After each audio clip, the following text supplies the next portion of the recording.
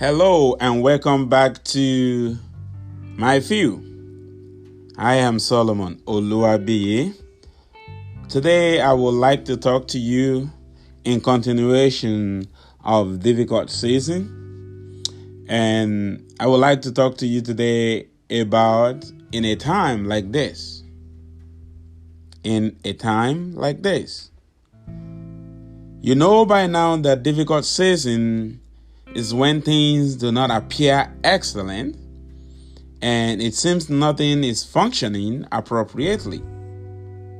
Nevertheless, the time of life that looks difficult could be a waiting period, a time of preparation, or a time when God is sending you a message. Regardless of what you think in your difficult season, have hope in God. Have hope in God. Very important.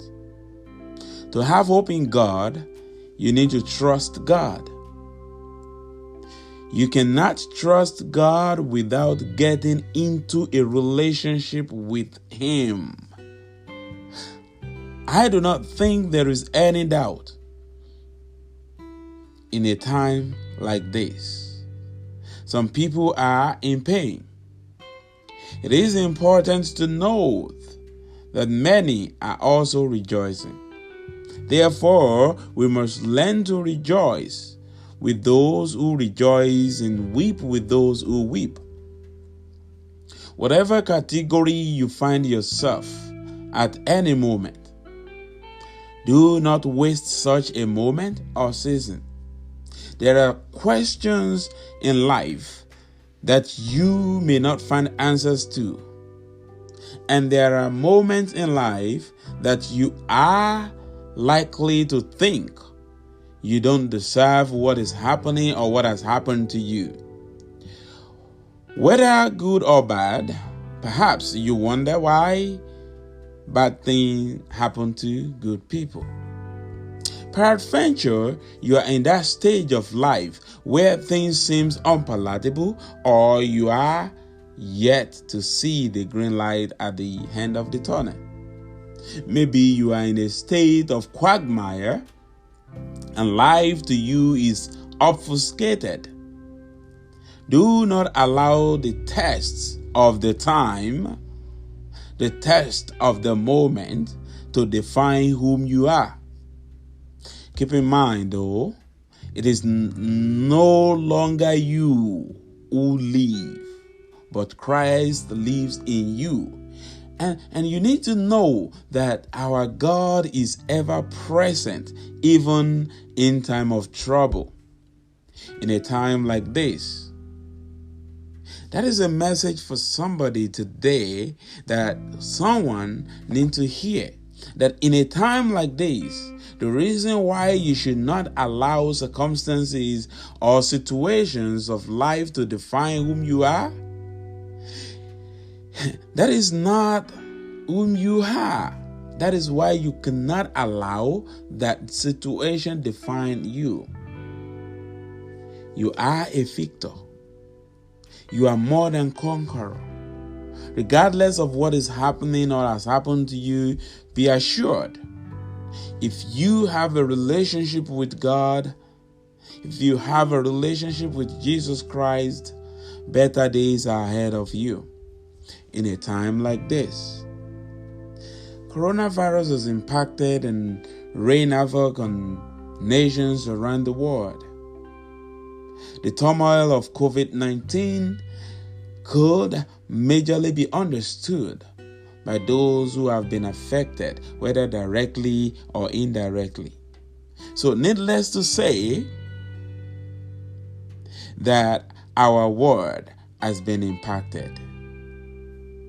But what about those who departed this world, not as a result of COVID-19? Many families today have numerous questions that are left unanswered.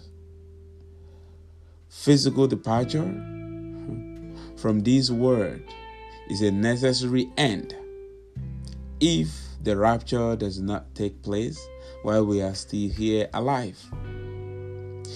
It is crucial to understand, though, that no matter how old a family member is, one will not want their family member to change address from this temporary habitation. No one will want to. But make no mistake, though, the death of a godly man, and as a matter of fact, people do not die. It is a transition. So, the loss of the heart of a godly man is the heaven's gain. That is why Paul the Apostle says, "For me to live is Christ and to die is gain," in Philippians 1:21. For us as children of God, whether we live or die, we are of the Lord. Your fame, very important. You need to listen to this. Your fame, your money, and all accolades without Jesus Christ are of no purpose. Joel says it right. And he says, and this was in 1909. Joel says, to the Apostle Paul, "That was not a darkensome passageway, where all our treasures rot away in a swift corruption. It was a place of gracious transition, a covered way that leaded into the light." This was said in 1909. Where exactly are you going when you depart from this world? Would your transition lead to second death, the eternal death, or lead to eternal life? If you are not sure of your destination, you need to make up your mind today.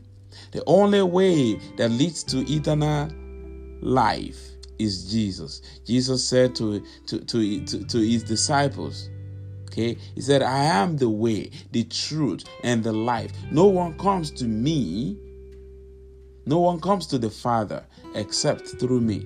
And by the way, this is John 14, verse 6.